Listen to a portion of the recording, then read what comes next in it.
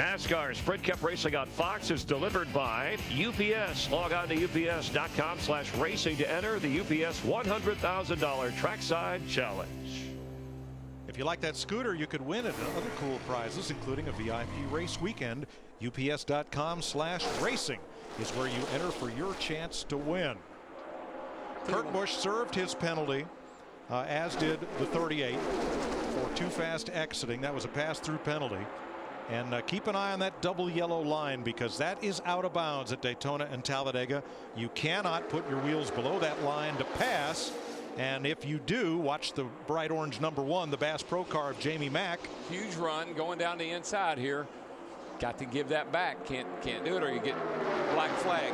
And when Jamie pedals it, he loses not 1 but 6 positions. But if he doesn't back up into position, they will black flag him and penalize him, whether it's the first lap, the last lap, or in between. Boy, I'm telling you right now. I wish you'd look at this wad of cars going down his back straight away. Junior just dropped out of line, went to the bottom, tried to pick up Greg Biffle here. Let's see if it works. That's Ruderman in front with Ryan Newman. Haven't seen much of Newman today, but there he is in second place. Well, he and his teammate and car owner Tony Stewart in the 14. That's 2 cars. It's kind of hung out the back. And now here with 34 laps to go coming this time, they're back up there at the front. If I was up there with Ryan Newman, I'd be a little bit nervous because he doesn't have very good luck on these restrictor plate races. That's a backup car he's in. But the car pushing Newman is Tony Stewart. They are teammates. They've hooked up in a very tight draft, trying to run down Ruderman with Dale Jr. and Greg Biffle on the outside. And remember, Mike, those teammates can talk to each other. They can talk to each other on their radios and plan some strategy. And I'm not sure that's what didn't happen to the 1 car of McMurray. When he fell back there, his teammate Montoya in the 42 found him, and they pushed him back up toward the front. Well, that cat had to give those positions back. The 1 car, Jamie McMurray, look how quickly he caught back up to the lead here. Remember, that 1 car is fast. The last 2 restrictor plate races have been won by Jamie McMurray. Especially when that 42's back tucked up under him like that. Montoya, right behind McMurray, has won the Indianapolis 500. He's won the Grand Prix of Monaco in Formula 1. He has not won an oval track race in NASCAR yet. Junior keeps coming, he keeps dropping down. Beautiful. Out of line. Yep. He's getting a little group assembled behind him now. In fact, all 3 of those lines are moving right now, but look at those 2 Earnhardt Ganassi teammates, the 1 of McMurray, the 42 of Montoya.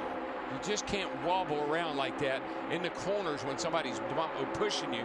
That causes a lot of problems.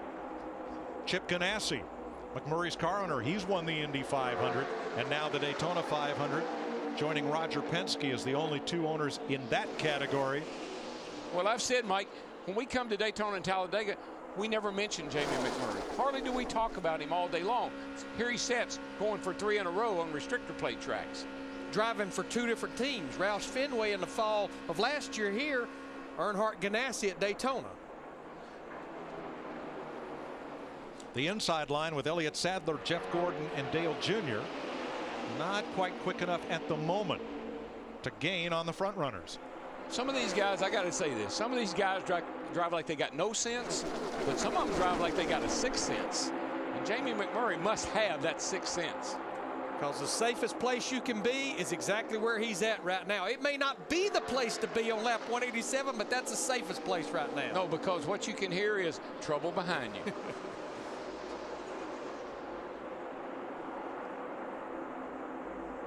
Looking at Greg Biffle in that 16 car, boy, he wiggled right there. They were considering on an earlier pit stop changing the shop. Greg Irvin, the crew chief, said, "No what? We're not going to give up that track position." This time by 30 laps to go, and there are still 20 or more that can win it. NASCAR Sprint Cup Racing on Fox is sponsored by Chevy. Every model is backed by a 5-year, 100,000-mile powertrain limited warranty. By Old Spice Matterhorn, one of 4 fresh new scents from Old Spice. And by AT&T, rethink possible. Don't forget to vote for the fastest pit crew. Text your pick to 2258, delivered by AT&T, the nation's fastest 3G network. In our last race, Dale Jr.'s 88 crew's total pit time for the entire race was the least of any team. Jeff Hammond's picks today, The pit crews of Kyle Busch, Jeff Burton, and Dale Earnhardt Jr. rank at the top. 26 laps to go. Folks, you are watching the most competitive race in the 60-plus year history of NASCAR. 29 different leaders, 86 different lead changes, and we're far from done. And here's what I think it was going to shape up. That two-car breakaway that we saw here last year, I think that caught everybody out. I think everybody was kind of still shaking their head saying, what is that all about? They are aware of it this year. And what's going to happen is we're going to have some cars try that, but there's going to be some blocking going on. And when the blocking starts, the wrecking starts. When we come to the stripe this time, we'll have 25 laps to go. What I feel is of those 25 laps, 24 3/4 of them is going to be a moot point. I think it's going to come down to the last quarter of that last lap coming to the checkered flag. Remember this number, 148.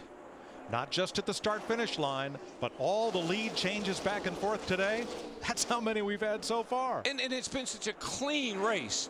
But, man, just with restrictor plates, the way these cars are, you've got to get aggressive and start pushing people when you get down near the end here. You just can't help it. You're not going to sit there and run 10th, 15th. Jeff Burton has had one of the best cars today. 49 races since his last victory in the series. He had a couple of coulda, woulda, shouldas this season already, though. He did, and Mike, just thinking back to practice, I mean, that was the premier car in practice. He and David Rudiman were the two best cars, both practice sessions we had here.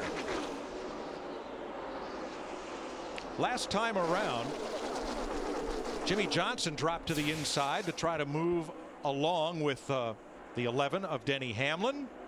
And might have got a little too much shove right there. Well, again, what Denny Hamlin did to him, you'll see it here going off into the corner.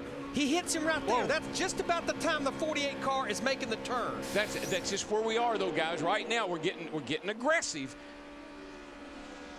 He says, "Okay, I'm sorry. I'll push you back to the lead." Will that make up for it? We'll see. Well, that's the only two cars on the bottom right now in our top 18, 19 cars. I think you got to get those two cars on that high side to make that two-car breakaway work. When you're in 18th place with 24 laps to go, these become the desperate hours right here. You become very frustrated because you know that time is slipping away, and you know you got to have some help to get up there. Things are starting to get tense. But Darrell, what I was seeing right there with our pointers, those two cars staying just like that ever so slowly. They are gaining on that leader, Jeff Burton, in the 31. 23 laps to go in the Aaron's 499 at Talladega. Jeff Burton out front.